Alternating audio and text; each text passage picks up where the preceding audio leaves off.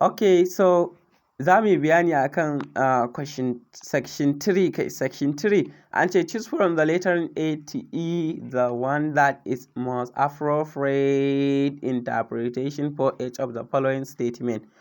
Yana da kyau ka dinga karanta statement kafin ka fara shiga ɓangaren. So an ce ka zaɓa daga cikin option ɗin da aka baka daga A zuwa E, option ɗin da aka baka kalmar da ta dace za ka zaɓo wacce ta dace da fassarar wannan statement ɗin da aka baka. Kalmar da ta dace da fassarar wannan statement ɗin da aka baka. Irin wannan question ɗin za ta kasance daga question 21 zuwa question 30 da zuwa question ta 30, duk irin haka question ɗin za su kasance. So bari mu shiga.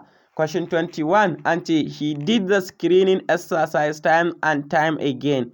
So ana nufin ka nemo ginshiƙin kalmar wannan time and time again ɗin saboda shi ne ginshiƙin statement ɗin da aka baka. Saboda haka an ce fassarar he did the screening exercise, wato ma'ana ya yi wannan gwajin yin exercise ɗin time and time again, akai shi ne yake nufin time and time again. To this means that he did it.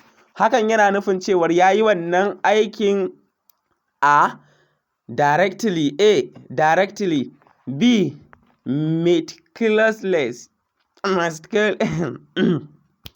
sai C. occasionally, D. repeatedly. Wannan dai the correct answer is D, saboda ita take nufin akai. So repeatedly tana nufin akai. E ma ba ita ce ba, systematically ba daidai ba ne. Saboda haka correct answer is D. Sai kuma mun haɗu na gaba za mu ɗauko question irinta.